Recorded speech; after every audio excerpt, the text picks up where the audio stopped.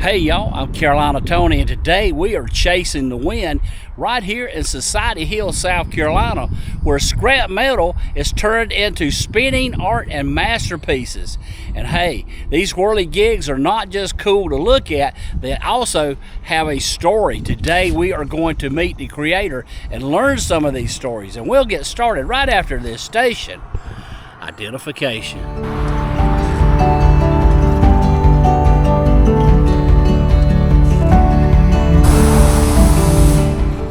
We are here at Piece of Work in Society Hill, South Carolina. We are going to go inside and meet the creator of all this awesome art and moving art. Let's go inside. Well, here's the master himself, Les Baker. Right here, hometown boy from Society Hill, South Carolina.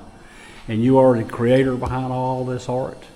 Yes, sir. I guess this process started a couple years ago in Charleston, and about 3 years ago, a lot of things lined up, and I decided to move home. And when I say move home, 200 yards away from the house I grew up in, and a quarter of a mile from my house now. And in my mind, when I was young, I always ran down here and watched the fire trucks leave because that's my full-time job. But I just knew this was where Piece of Work needed to be for a lot of reasons, and it just so worked.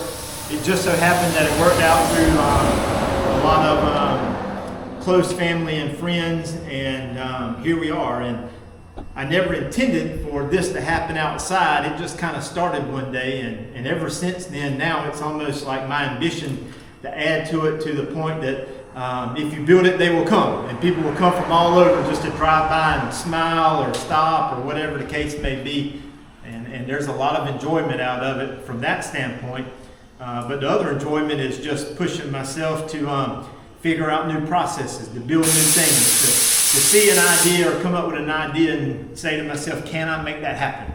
And I think you've kind of gathered from everything outside that usually it does, whether it's through myself or using the knowledge of my dad or other people, I figure out a way. And it's just been a wonderful journey, and I hope it's one that continues for a long time. Mm-hmm. So this used to be the firehouse. It was. This land, to my knowledge, was originally my grandparents', and it was deeded over. It became property of Palmetto Furniture along the way. And as long as there were fire trucks and ambulances inside of it, that it was property of them. And just until the early 90s, it was the fire department. Mm-hmm. So when I came in, I had to basically tear everything out by the walls, but closed in one roll-up door on each side, and then left the roll-up door. And so many memories in here as a kid. Coming down here with my dad or my uncle. It was just the centerpiece of the town, because they also did meetings and Lions Club things and other Santa Claus, Easter Bunny in the middle in there, and everybody came here. Everybody came here, and between that and it being close to Hill's grocery, like there was never a dull moment, and I'm so thankful to be here. It's just an integral part of the town. So you're a firefighter also, aren't you? I am. I work full-time for the city of Hartsville. Okay. So this is my part-time job / hobby, some people will say, but it's a good balance, and it's a necessary thing to have to take my mind off of the other stuff. You know, when I have a bad day or even a good day at work, I get off, I come here and forget about those issues for a little while and just have a good time creating stuff. Yeah, not only a hobby, but maybe a passion. A hobby, passion, part-time job, mental health adventure. You could give it so many different names. Yeah, definitely you put your heart into it, and it's easy seen through your art. The only adventure that some people succeed in knowing themselves and finding themselves. Andre Guide? That's right. Old Lamar. Yep. So I went on a 6-day solo kayaking trip from the landing here in Society Hill to Charleston. And my dad dropped me off at 6 in the morning, and he's the one that's referred to as old Lamar around here. And he slid that exact postcard or paper, whatever you want, it was laminated into my luggage, if you will, or gear.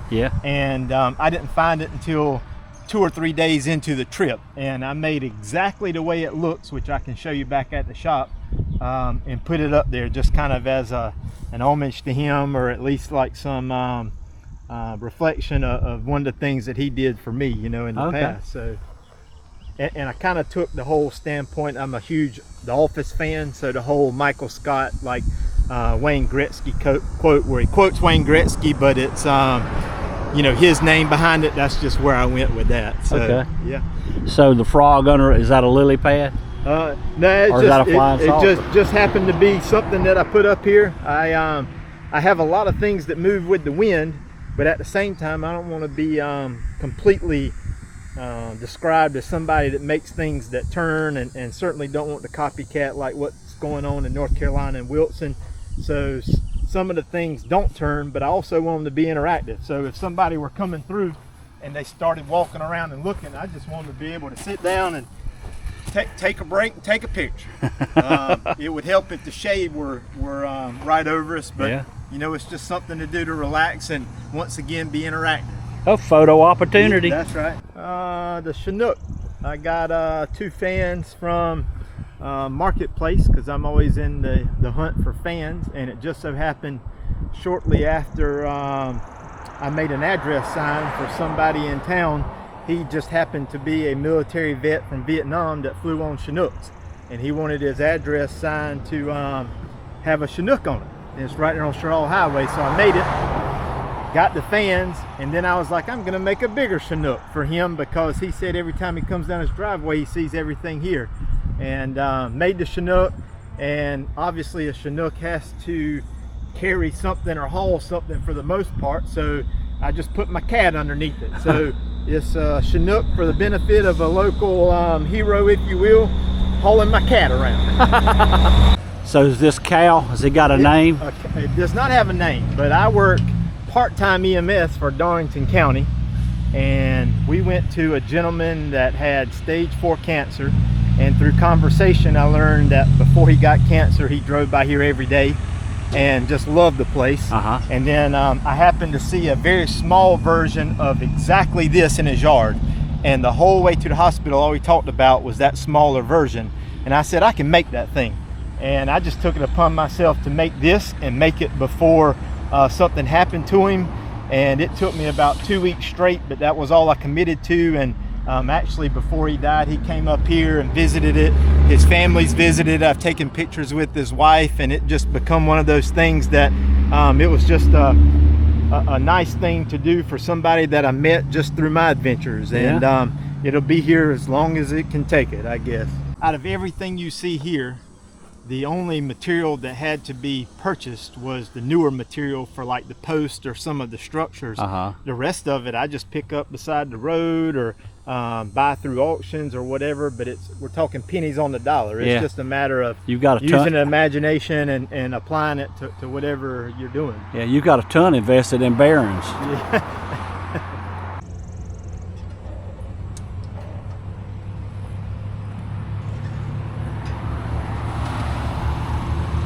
This drummer, they decided to change the route of the town parade, and it come right by here.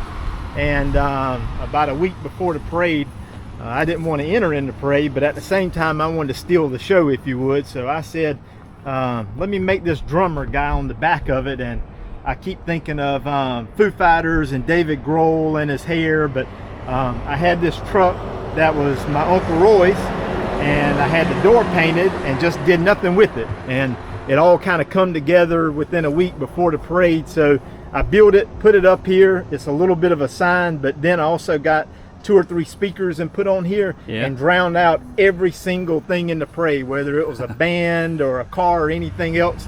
When you passed by here, the only thing you heard was music playing, and I would like to think that, like you said, you pick up on the fact that it's just a drummer back there going to town. Yeah. Much a self-taught welder slash a lot of inspiration from a couple people, lessons here and there, but I like to claim that I'm a really good bad welder, in the sense that structurally I'm not certified or anything, but when it comes to welding up crap, I figured it out. And I think that's through these projects, every time I do one, I definitely can see where I'm getting better and better at it. So it's kind of perfecting the craft, if you will, through projects here. Yeah, the duck spins more than anything else, and the eagle, I might be as proud of it as anything else, because it only took me about a year to figure out the weight distribution and angles and stuff. So now when the wind blows, it just rocks back and forth, but it didn't do anything for a couple months, and it was quite depressing, to be honest with you. It was almost like I couldn't figure it out. And then once I got the weight and angles right, I mean, now it just takes a little breeze and it's just up there flapping. Now these over here, was this some of the first stuff that you put out? Away from the shop it was. And really they go in succession. So it was like first one, second one, third one, fourth one. My friend Oliver Seegers bought all the old lights from the Hartsville baseball field. And all those are shades for the night lights. Right. And when they changed them to LED, they got rid of them. He acquired them. He's like, you want a shade? And what I always look for when I'm going somewhere is, I don't necessarily know that I'm looking for something specific, but I'm looking for a lot of something. You know, like if there were 2 shades, I would never even bat an eye. But the fact there were that many, like I had to have them for some reason, and had no idea what I was going to do with them for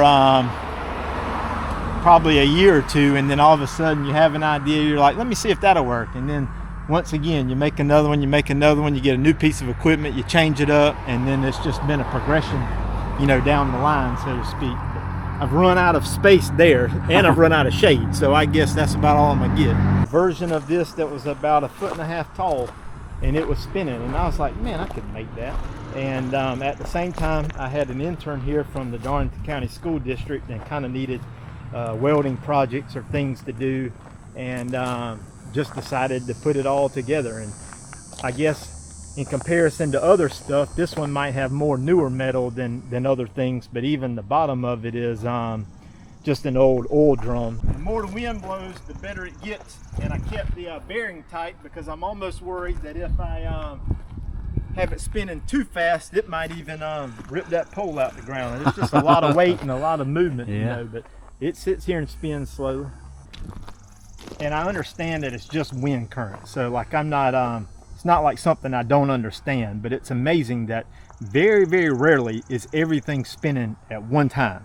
But something is always spinning. It's just a matter of how the wind's coming through here. And even things that are side by side might not spin 1 minute, the next minute they completely change. And it's interesting to always watch and see what is happening. These are parts from the last 2 Halloween contests for the city of Hartsville, and these were the fire department entries, and I built them and put them up on behalf of the fire department, and then brought them here. And I had no intentions of the second one, which was the pumpkin, interacting with the first one. Right. But it just so happened that it worked out. So now I guess my goal going forward is to keep building for the contest, keep winning the contest, but somehow or another being able to keep integrating them into this this display. So we'll see what's coming next year, or this year, I guess. So now this is not moving art, it's just standing there. There was a guy in town named Eugene Freeman, and he always had the ability to make a lot of things and did a lot of painting. So most of the signs that you see in the shop that I got locally, or as you drive around the area, he painted, like on a Coke or a Pepsi sign. And he happened to have this truck at his house, and his son approached me and asked if I was interested in anything there. And this caught my eye. Like, it was like, oh my God, I gotta have that. I don't even know what it is, but it looks cool and different. It was a truck, and come to find out, I thought he might like use it for like picking things up, or changing car motors or things like that. He built this just to be able to put poles in the ground to build his pole barn. So if you can imagine somebody at home putting all this together with the intent of putting poles in the ground by themselves, it's just amazing to me. So my friend Jason and I took the cab off and used the doors to basically build a swing, if you will. So it's using all the parts from the vehicle, and you'd be surprised how many people come here and sit, and then they'll just swing back and forth and watch traffic for a few minutes, take pictures or whatever. And it was just something cool to make. And this was probably like the second or third thing that I built here. Really? Yeah.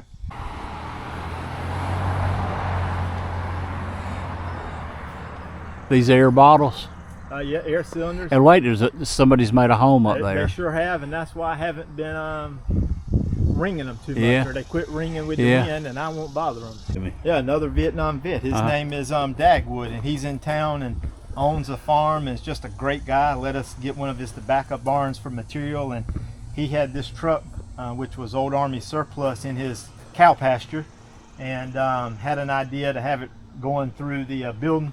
Initially, I said this will be a stage for different things, but it's kind of small, but I still use it for display because it's a good backdrop. And once again, with Jason, cut the front end off, and I actually painted Dagwood's military surplus just kind of as a thumbs up to him and what he did. And you'd be surprised how many people this actually does catch their attention. My moment of validation was one night I got a message in the middle of the night. Law enforcement got a 911 call to come here because a truck ran into the building. And I said, bingo, got it. You know what I mean? Like, that was it. That was it. I've seen this sign before. Here. This here is on the way to Edisto very soon. There is a wonderful company down there that provides a lot of grits and other types of production through farming, and it's called Marsh Hen Mill, and this is their logo, if you will. And back in his father's grandfather's day, all these were parts of the milling that they used for the grits and grain and other things, and now they're basically obsolete, was sitting in a pile. And I made this, and he's going to put it out at the road, and it's got when it lights up at night, light just shines through it. It's beautiful. So it's going to be gone soon, but until then it certainly catches a lot of people's eyes too. My favorite part, which I don't even, you can put on the video, it doesn't bother me, is that I made sure that I put a piece of work back here, and I got a hole just for to come out of, you know.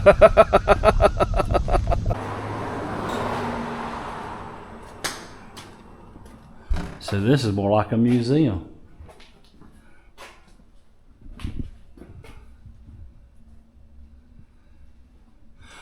Well, let me ask you this: I'm sure you commission stuff. Yeah, I commission stuff, and then when I have a chance in between commissioning and building stuff for outside, I tinker a little bit. And basically everything here is for sale, other than that bench right there. I don't know if there's enough money in the world to buy it, but other than that, everything else you see is for sale for a price. Yeah. Cotton scale. And that came from the Suntrack store in town. Oh, really? Through Mr. Bob Nolan. He bought that at an auction before he passed, and his family thought that I could use it more than it was worth sitting in a garage. So I brought it in, built 2 shelves, and as you can see, it's kind of a center point of this whole thing. But what amazes me is this thing was built in 1900.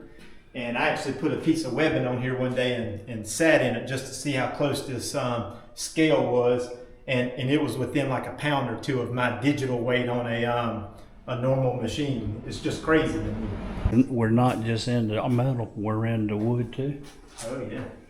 I would like to think that's one of the defining things to us, is the difference that we integrate wood and metal. Uh-huh. So this is Les's piece of work wood shop. So it's not all about metal. Just can't stick wood outside for a long time, so that's why it doesn't get the hype or exposure, if you will, of things outside.